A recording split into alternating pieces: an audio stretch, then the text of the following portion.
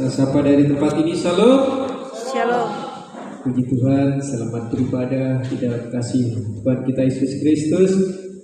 Kalau kita ada sampai saat ini, itu semua karena kemurahan Tuhan. Seperti yang Samuel saksikan tadi, kalau kita dalam kelemahan tubuh, kita tidak bisa berbuat apa-apa. Jangankan untuk menolong orang lain, menolong diri sendiri saja tidak mampu. Untuk itu ketika kita masih diberi kesempatan oleh Tuhan untuk kita diberi kesehatan, kekuatan, mari kita datang kepada Tuhan.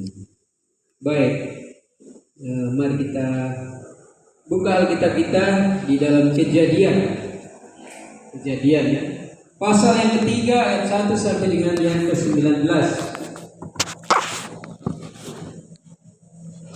Kejadian, ya, perikopnya manusia jatuh ke dalam dosa. Ya, abang bisa foto Om satu kali. Bisa foto Om satu kali abang ini ya. Ya, lihat Kejadian pasal yang ketiga ayat 1 sampai dengan yang ke-19. Amin. Ya, mari kita perhatikan Bapak Ibu Saudara membaca bagian yang genap, saya membaca bagian yang ganjil.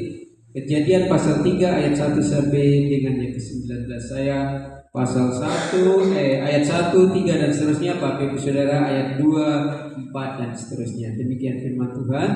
Manusia jatuh ke dalam dosa.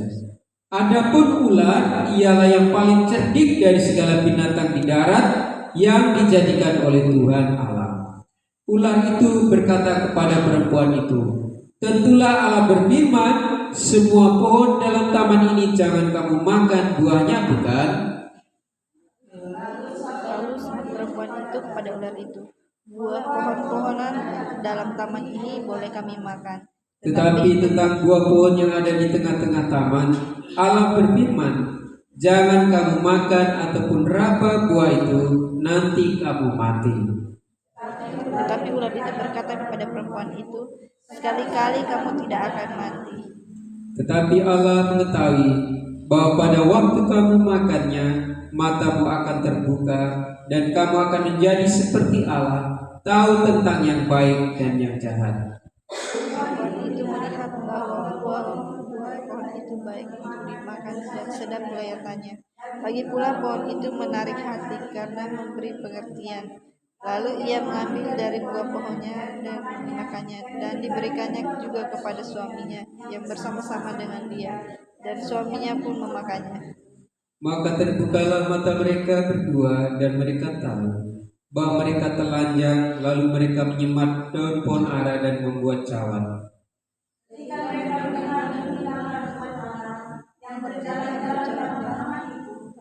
Pada waktu itu harus sebersamanya manusia dan istrinya itu Tuhan Allah di antara pohon-pohonan dalam tanam.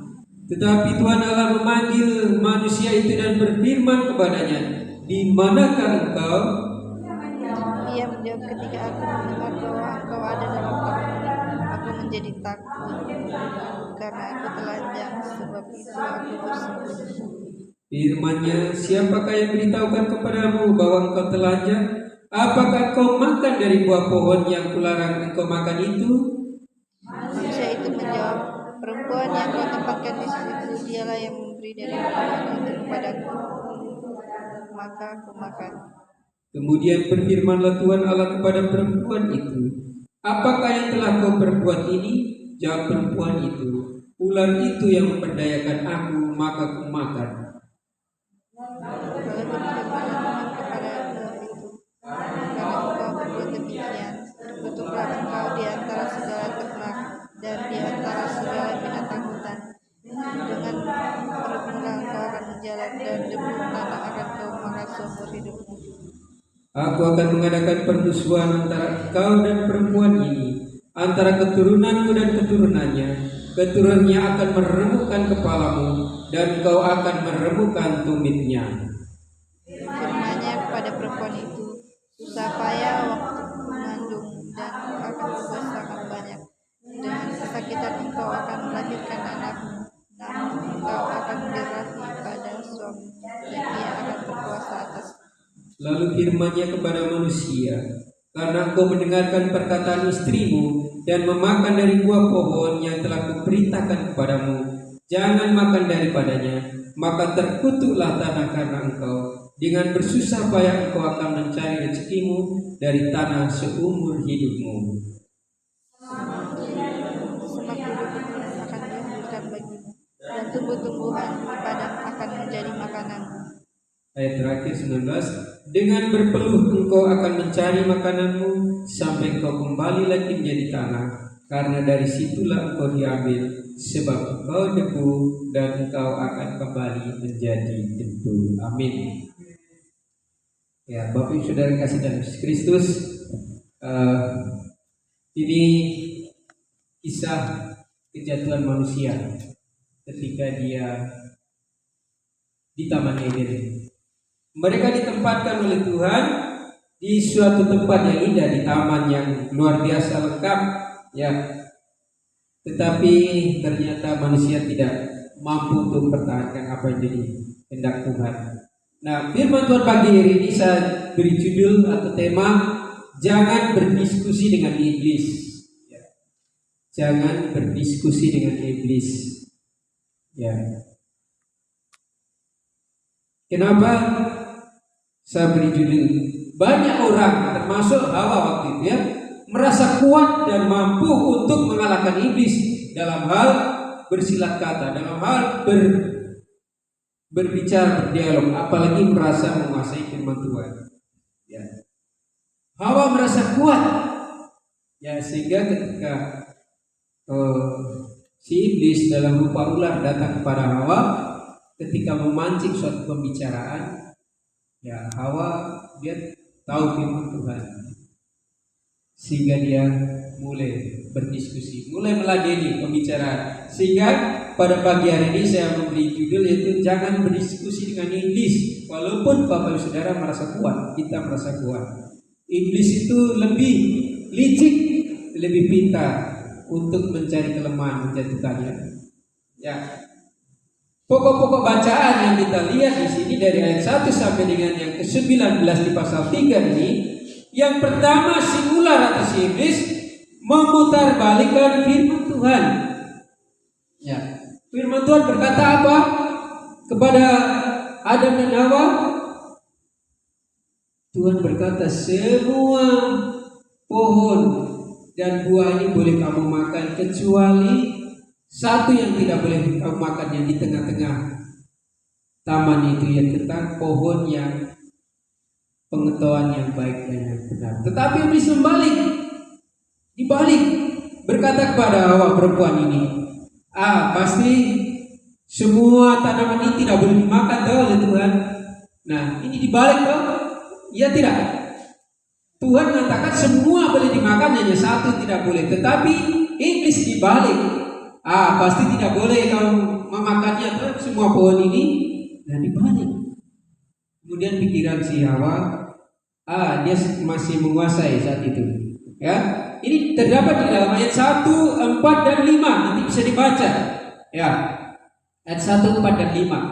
Kemudian pokok yang kedua, perempuan itu atau Hawa meladeni pembicaraan dengan iblis. Di ayat 2 dikatakan, lalu sahut perempuan itu kepada ular, buah pohon-pohonan dalam taman ini boleh kami makan. Ya, dia menyampaikan apa yang difirmankan Tuhan. Tidak begitu. Tuhan berfirman bahwa semua pohon ini boleh kami makan. Dan selanjutnya hanya satu yang tidak boleh kami makan, Tuhan pesan. Ya. Nah, Bapak Saudara, itulah kerja si iblis. Dia bisa pakai firman Tuhan. Firman Tuhan itu kadang dibolak-balik, diputar-putar supaya menjadi bingung. Ya, manusia yang sudah menguasai firman Tuhan kadang dia bisa bingung. Iya ya, apa firman Tuhan tadi kata kita betul.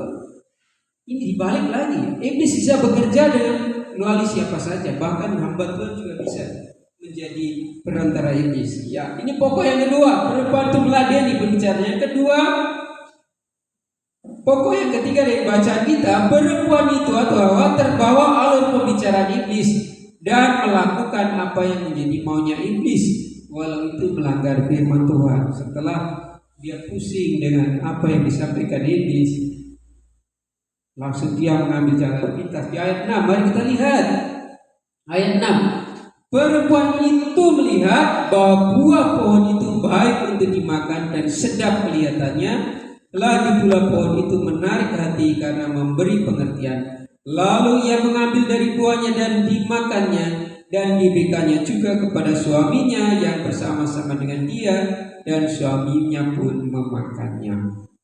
Nah, setelah terbawa oleh pembicaraan iblis, dia menjadi bingung dan dia melihat hanya apa yang di depan itu. Dia tidak ingat lagi akan yang disampaikan firman Tuhan, akan larangan pesan Tuhan tadi, tidak boleh menjamah atau makannya. Sebab ketika kamu menjamah atau makannya, kamu akan mati. Tetapi oleh karena si iblis yang sudah memutarbalikkan firman tadi, sehingga si Hawa menjadi bingung dan akhirnya menuruti apa yang dimaunya iblis. Dia melihat, iya ya, buah itu kelihatannya enak kalau dimakan, ya, enak kalau dimakan. Kemudian juga sedap kelihatannya, mungkin merah-merah, bagus, ya. Boleh kita ambil. Dan kalau saya memakan, saya bisa menjadi mengerti, saya bisa menjadi seperti Allah. Jadi punya perasaan angkuh lagi si Hawa tadi. Saya nanti akan seperti Allah kalau saya makan, ya. Kalau saya makan akan menjadi angkuh, ya, akan seperti Allah. Nah, jadi perempuan tadi akhirnya memakan walaupun melanggar. Kemudian pokok yang keempat, apa akibat sesaat setelah melanggar firman Tuhan di ayat 7 itu, akibat sesaatnya, ya. Di ayat 7, maka terbukalah mata mereka berdua dan mereka tahu bahwa mereka telanjang, lalu mereka menyembat daun pohon ara dan membuat cawan. Akhirnya dia sadar dirinya, ya. Akibat yang berikutnya, tadinya dia sudah nyaman-nyaman, tetapi ketika dia melanggar berita Tuhan, akhirnya apa yang terjadi? Dia kok saya seperti ini keadaannya? Ini akibat. Kemudian apa akibat permanen dari pokok bacaan ini? Karena melanggar firman Tuhan, di ayat 9, ayat 8 sampai 19 itu dikatakan itu ada akibat-akibat. Nah, yang menjadi perenungan kita Bapak Saudara kasih dalam Yesus Kristus, dalam kehidupan kita seringkali kita diperhadapkan oleh hal-hal yang demikian. Seringkali kita ketemu dengan persoalan-persoalan yang membuat kita menjadi bingung, bimbang, dan akhirnya salah mengambil keputusan, salah untuk kita melangkah. Puji Tuhan, kalau Samuel tadi tidak jadi bongkar rumah sakit, bongkar rumah sakit. Kami mau berobat bagaimana? Rumah sakit bongkar. Ya, itu kan kalau Tuhan beri hikmat. Saya yang penting tujuan saya kan dilayani. Ya, bukan untuk merusak, tujuan saya untuk dilayani. Setelah dilayani, selesai urusan. Nah, memang ada prosedur yang harus dilakukan, ya. Karena sebuah organisasi itu ada aturan-aturan main yang harus diikuti. Mereka itu hanya bertugas, dia tidak berani. Kalau melanggar aturan, mereka yang kena bisa dipecat, bisa membayar. Yang Samuel harus obati kalau sampai 3 juta, dia mau bayar yang petugasnya. Tidak mungkin, makanya dia mati-matian untuk dia tidak bisa melanggar aturan, ya, karena ada aturan main, ya. Yang inilah Bapak Ibu kita dapat renungkan, ya. Renungannya, mengapa Hawa sampai melanggar firman Tuhan yang diikuti oleh suaminya? Kenapa Hawa sampai bisa melanggar firman Tuhan, bahkan mengajak suaminya untuk melanggar firman Tuhan, memberikan tadi, ya. Yang pertama kita lihat bahwa Hawa posisi seorang diri, tidak bersama-sama Adam pada saat itu, Bapak Saudara. Hawa ini rupa-rupanya dia coba-coba ke dalam taman, ya. Mungkin Adam lagi sedang ya, coba-coba berjalan-jalan sendiri, ya, di dalam taman, ya. Pada saat perempuan itu berjalan seorang diri, ya, Ya, dia di dalam taman. Di ayat 1 itu ya, adapun ular ialah yang paling cerdik dari segala binatang di darat yang dijadikan oleh Tuhan Allah. Ular itu berkata kepada perempuan itu, tentulah Allah berfirman, semua pohon dalam taman ini jangan kamu makan buahnya bukan, dan seterusnya ya. Ya. Jadi pada waktu itu si Hawa dia berjalan seorang diri, tidak ada Adam, mungkin Adam akan jalan. Nah, apa yang jadi pelajaran bagi kita, Bapak Saudara? Itu nanti ada pelajarannya kita dapat petik. Setelah Hawa itu berjalan seorang diri, yang kedua mau diajak berdialog dengan iblis yang lebih cerdik dan licik.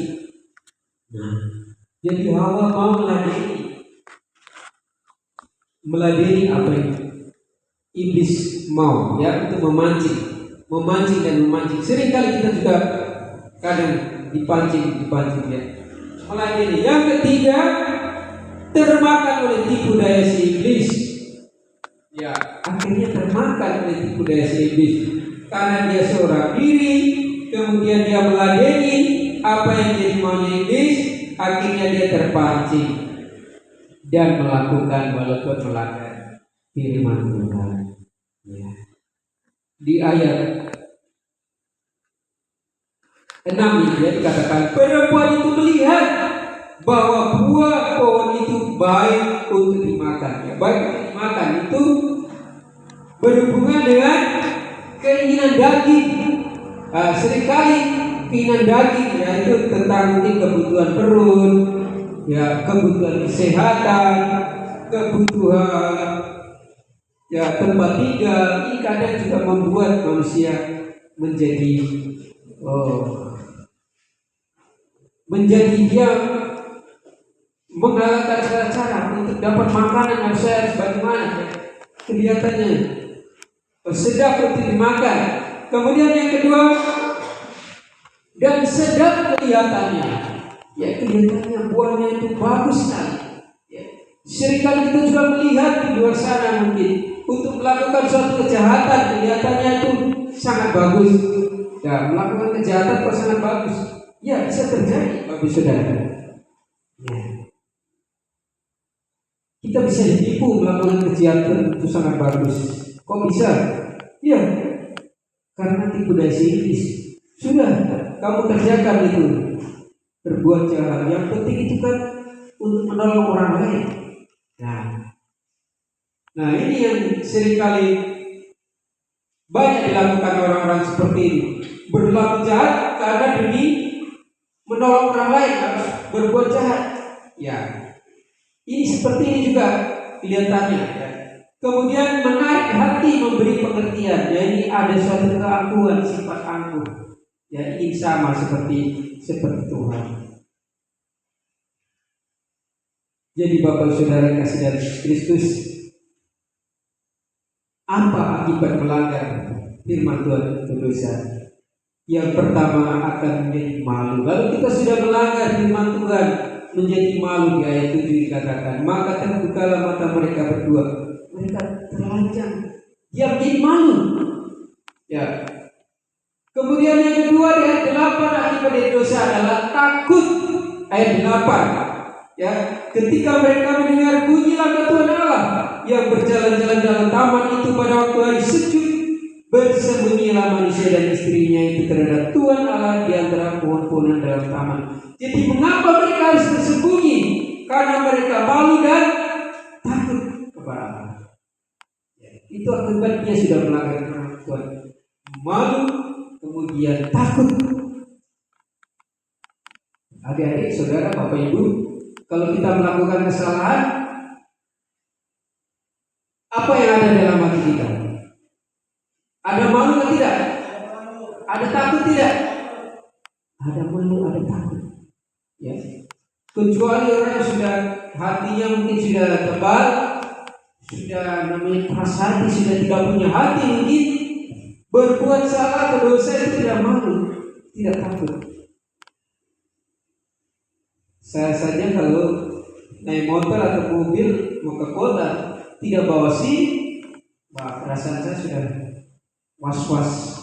Ya, saya malu nanti kalau saya ketemu polisi pas ada sweeping, tanya, Bapak pekerjaan apa? Waduh, saya malu. Kalau mungkin dapat denda ya itu sudah konsekuensinya, saya harus bayar berapa. Tetapi malu, takut. Jangan mobil saya ditahan atau motor saya ditahan. Nah ini jadi takut. Begitu juga Adam dan Hawa ketika mendengar langkah Tuhan, dia menjadi malu dan takut, akhirnya bersembunyi. Kira-kira Tuhan tahu tak tidak sebenarnya apa yang terjadi dengan mereka? Tahu tidak Tuhan? Tuhan tahu. Tetapi Tuhan tes mereka sehingga Tuhan berkata, ya, ayat 9, tetapi Tuhan Allah memanggil manusia itu dan berfirman kepadanya, di manakah engkau? Adam, Hawa, di manakah engkau? Ya, abang, di mana engkau? Ya, kakak, adik, di mana engkau? Biasanya kalau bapak datang, mama datang, kamu itu duduk di sini, kok kamu tidak ada? Ini kemana mereka ya? Ya, ini jadi satu pertanyaan katanya. Di mana mereka? Begitu juga Allah. Di mana ini orang dua ini? Kok tidak kelihatan? Biasanya orang ada. Dua sudah bikin apa ini? Ya, malu dan takut. Akibat yang ketiga, ayat 14 dan 19 menjadi terkutuk. Ya, ayat 14 sampai 19. Apa yang terjadi dengan perempuan itu kan? Perempuan itu, ya. Yang pertama ular yang dikutuk. Ular sudah memperdayakan perempuan tadi. Ular akhirnya dia berjalan dengan perutnya seperti yang kita lihat, tidak punya kaki. Hewan yang lain ada, ya, signifikan. Kemudian Tuhan juga mengutuk kepada perempuan Hawa akan mengalami susah payah ketika mengandung dan melahirkan. Nah ini bagi ibu-ibu sudah merasakan, bagi calon-calon ibu. Jadi begitulah yang terjadi, ya, kita susah payah. Kemudian bapak-bapak, laki-laki, karena engkau sudah mendengarkan istrimu dan kamu melanggar firman Tuhan, maka terkutuklah tanah. Tanah ini sekarang sudah sangat susah untuk diusahakan. Ya, siapa yang di sini sudah pernah bertani? Ada di Korowan, ada tanaman tidak di kampung biasa? Ada, ya. Harus dibersihkan tidak itu rumput-rumputnya supaya tanaman ini hidup. Ada rumput tidak di sana? Banyak. Ya, harus dibersihkan tidak itu tanaman-tanaman itu? Bersihkan. Kalau tidak rumput saja yang tumbuh, tidak usah dipupuk, tidak usah diobati, rumput sudah tumbuh dengan baik. Rumput duriga, rumput segala macam, rumput ilalang dan sebagainya. Itu karena sudah tanah ini sudah terkutuk karena manusia sudah melanggar firman Tuhan. Saya tadi pagi baru melihat tanaman cabai saya. Cabainya itu tetapi rumputnya lebih tinggi lagi. Baru 2-3 hari saya babat berarti sudah tinggi. Itu karena harus bersusah payah kita mengusahakan bumi ini. Dan kita harus bersusah payah bekerja untuk mendapatkan makanan kita. Ya, tidak mudah kita untuk mendapatkan makanan. Harus bekerja dengan sungguh-sungguh, dengan giat. Makanya adik-adik, calon-calon bapak, calon-calon ibu harus mempersiapkan diri kita baik-baik, ya, supaya kita, karena kita tidak mudah mengusahakan tanah ini, tidak mudah untuk mendapatkan rezeki yang itu memenuhi kebutuhan kita. Harus kerja keras, ya, harus kerja keras. Bagaimana untuk mempersiapkan diri kita? Ya, yang masih kecil sekolah dengan baik. Ya, yang kita sudah bekerja dengan baik, disayangi bos, ya, menyenangkan teman-teman kerja, ya, melayani dengan sepenuh hati. yang sedang mencari pekerjaan mempersiapkan diri supaya saya bisa diterima orang lain bekerja. Persiapkan diri. Tidak boleh bermalas-malasan. Rajin bangun pagi. Mengerti apa yang menjadi tugas dan tanggung jawab kita masing-masing. Pastilah ada pekerjaan di rumah, walaupun mungkin tidak ada toko, tidak ada kios, tidak ada ternak, tidak ada, tapi pasti ada pekerjaan yang bisa kita kerjakan pagi-pagi. Entah mengurus rumah, mengurus barang-barang kita sendiri, mempersiapkan diri kita. Setelah itu baru kita bisa terkutuk. Jadi ayat 14-19, ular terkutuk, perempuan terkutuk, laki-laki tadi ada terkutuk, dan pekerjaan harus bersusah payah, harus membanting tulang untuk bisa mendapatkan. Kemudian yang terakhir akibat dari dosa adalah mati. Di pasal 2 ayat 16 Tuhan sudah memperingatkan. Pasal 2 ayat 16, lalu Tuhan Allah memberi perintah ini kepada manusia, semua pohon dalam taman ini boleh kau makan buahnya dengan bebas, tetapi pohon pengetahuan tentang yang baik dan yang jahat itu janganlah kau makan buahnya, sebab pada hari kau memakannya pastilah engkau mati. Ayat 16 dan 17 pasal 2. Jadi akibat yang terakhir adalah mati. Jadi Bapak Saudara kasih dan Yesus Kristus, itulah akibat-akibat dari dosa. Pelajaran yang kita petik pada pagi ini apa yang Bapak Saudara? Yang pertama, jangan suka menyendiri dalam rumah tangga antara suami dan istri itu yang sudah berkeluarga, ya. Wah, kok tidak boleh menyendiri?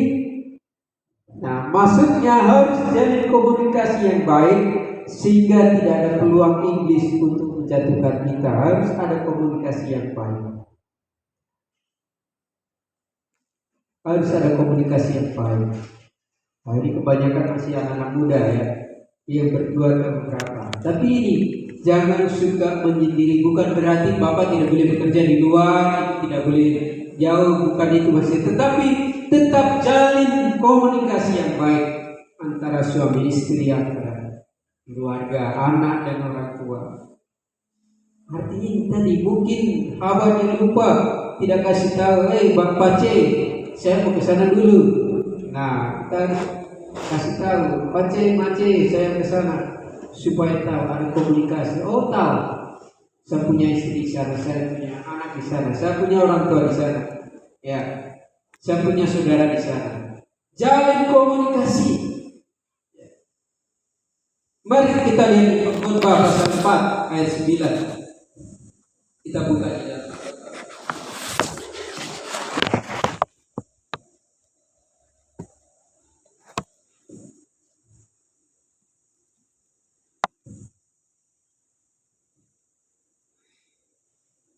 Pengkhotbah pasal 4. Demikian firman Tuhan, ayat 9 sampai dengan 12. Pengkhotbah pasal 4 ayat 9 mulai. Berdua lebih baik daripada seorang diri, karena mereka menerima upah yang baik dalam jerih payah mereka. Ya, berdua lebih baik daripada seorang diri. Ya, jangan sendiri-sendiri.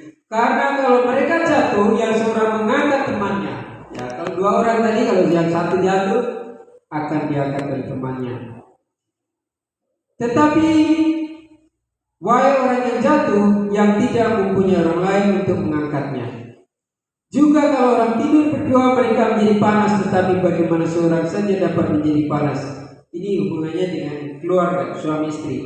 Dan bila mana seorang dapat dialahkan, dua orang akan dapat bertahan. Tetapi 3 lembar tak mudah diputuskannya. Tali 3 lembar tak mudah diputuskan. Artinya berhubungan dengan kebersamaan. Tali 3 lembar, ya, atau sapu lidi. Kalau lidi satu untuk menyapu bersikat tidak.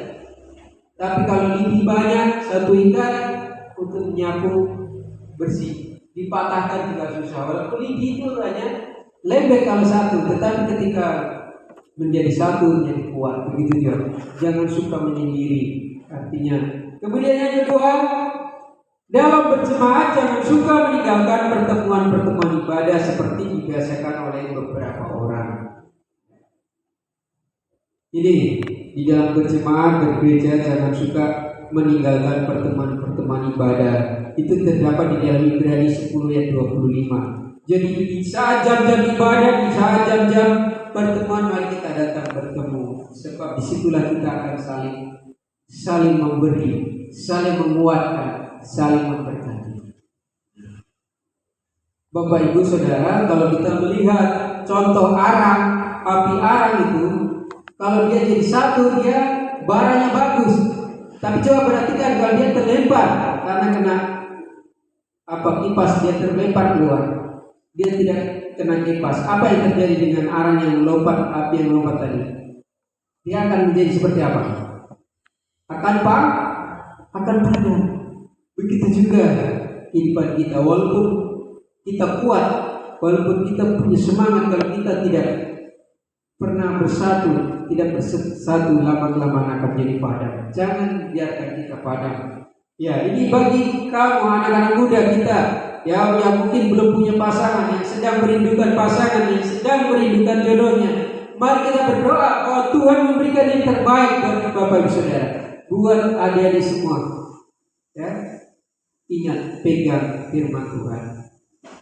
Ya, percaya bahwa Tuhan akan menyiapkan yang terbaik buat Anda semua. Ya, lakukan apa yang menjadi tugas dan tanggung jawab. Selebihnya itu adalah tugas daripada Tuhan. Tuhan yang akan menyediakan. Kemudian yang ketiga, keyakinan yang kuat terhadap kebenaran firman Tuhan. Kalau boleh ya boleh, tidak ya boleh. Tidak ya tidak. Ya. Boleh, tidak ya tidak. Firman Tuhan. Ya. Jangan membunuh, jangan mencuri, jangan berzina. Hormatilah ayah dan ibumu. Ingat dan kuduskan hari Sabat dan seterusnya. Kita laksanakan itu firman Tuhan. Nah, apa yang membedakan antara Hawa dengan Tuhan Yesus ketika berdialog dengan iblis? Waktu Hawa berdialog dengan iblis, apa yang membedakan? Dia ikut terbaik emosi. Tetapi ketika Yesus berdialog dengan iblis, apa yang terjadi ketika Yesus dicobai setelah berpuasa 40 hari 40 malam? Yesus mengatakan dengan tegas, ya, tegas, kamu tidak boleh mencobai Tuhan Allah. Manusia hidup tidak dari roti saja, tetapi dari setiap firman Tuhan. Ya. Hanya menyembah kepada Tuhan saja. Ya, Yesus tegas menjawab pertanyaan Yesus. Kita juga harus punya ketegasan ketika ada orang yang mencoba untuk menjatuhkan kita melalui firman Tuhan yang dibolak-balik diputar supaya kita menjadi bingung. Ya, tegas firman Tuhan. Ini tidak boleh. Ini jangan lakukan. Ini dilarang lakukan. Itu tegas kita lakukan seperti Yesus, sehingga Yesus menang. Ini yang membedakan antara Hawa dan Tuhan Yesus ketika dia sedang berdialog dengan iblis. Ya, tapi kita jangan coba-coba suka berdiskusi dengan iblis, memberi peluang untuk iblis untuk menjatuhkan kita. Ya. Kira-kira iblis datang kepada kita dalam bentuk apa? Apakah dengan muka yang menyeramkan seperti Dracula? Kira tidak. Iblis bisa datang dengan rupa-rupa melalui hal yang menyenangkan di dalam HP mungkin. Seringkali iblis menggoda untuk melupakan waktu, melupakan hal yang lain, pekerjaan kita dan sebagainya, bisa datang dari situ.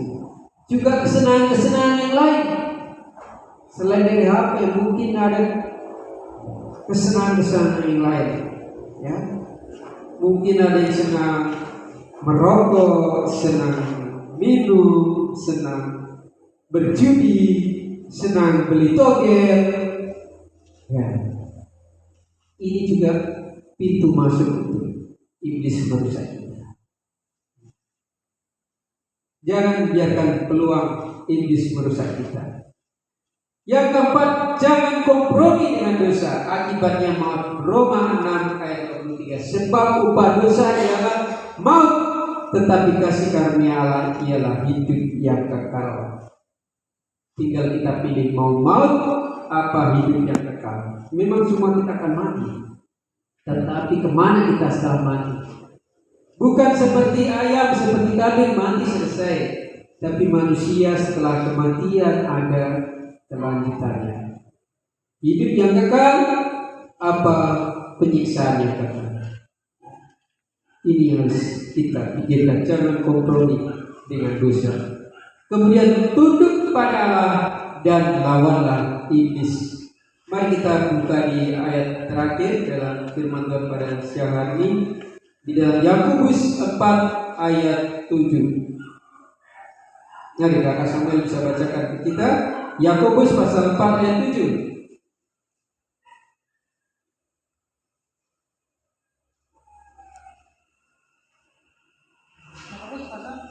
Yakobus pasal 4 ayat 7.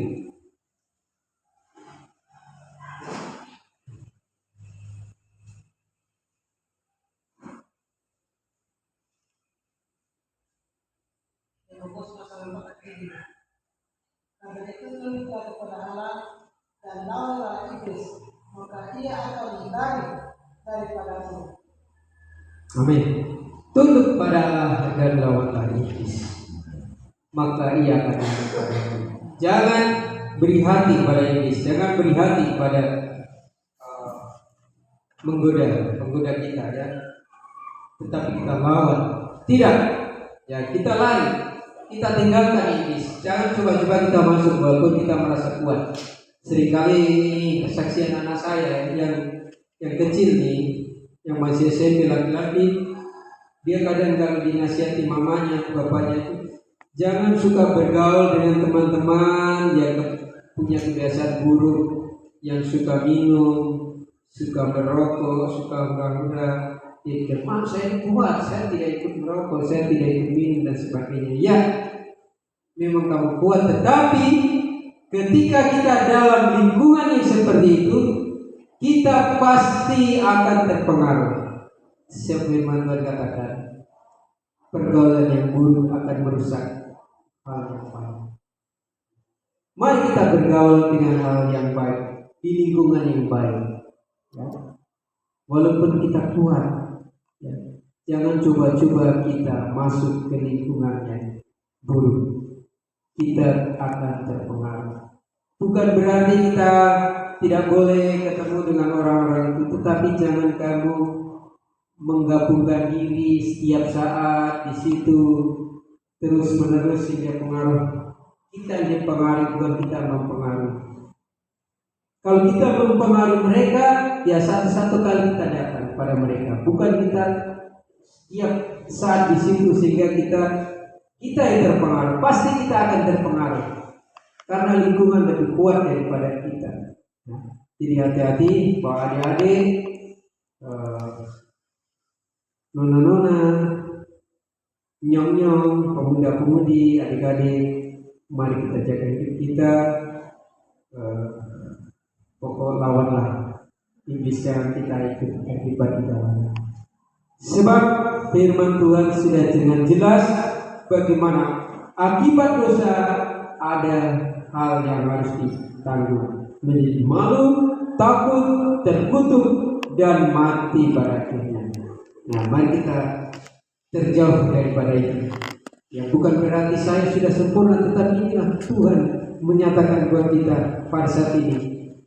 Untuk kita boleh diingatkan oleh firman Tuhan, untuk kita boleh hidup sesuai dengan kebenaran firman Tuhan. Baik, silakan musik dan singer boleh maju. Kita akan berdoa dan waktu saya serahkan kepada pemimpin pujian. Mari kita merenungkan dengan firman Tuhan pada pagi ini. Bapak Ibu Saudara kasih dalam Kristus, hamba yang sudah berhasil berbicara, tetapi marilah kita terus merenungkan firman Tuhan. Firman Tuhan boleh berbicara kepada kita setiap saat, terus mengingatkan kepada kita bagaimana iblis seringkali menggoda kita untuk kita bisa jatuh ke dalam pencobaan. Untuk itu lawanlah iblis Dan mari kita tunduk kepada Allah supaya kita menang dari setiap pengaruh yang kuasa iblis. Haleluya. Mari kita berdoa. Bapa di dalam surga, terima kasih untuk firman pagi hari ini yang sudah mengajar kami, menolong kami untuk kami boleh mengerti rencana kehendak-Mu dalam kehidupan kami. Ajar kami Tuhan untuk melakukan kehendak-Mu, untuk kami tidak coba-coba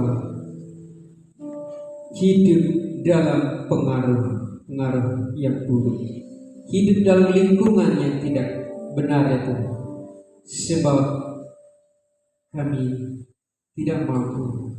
Untuk Tuhan, angkat kami, ambil kami Tuhan, untuk kami hidup benar di hadapan. Terima kasih Tuhan, memberkati kami semua, memberkati kami yang hadir dan sedang mendengar firman-Mu, biar menjadi kekuatan bagi kami semua. Berkati adik-adik kami yang masih kecil, yang masih sekolah, yang sedang kuliah, yang sedang mencari pekerjaan, tolong mereka Tuhan. Bahkan kami yang sedang berkeluarga, juga Tuhan memberkati setiap pergumulan masalah kami terhadap anak-anak kami, terhadap suami kami, istri kami, anak-anak kami, Tuhan berkati, tolong.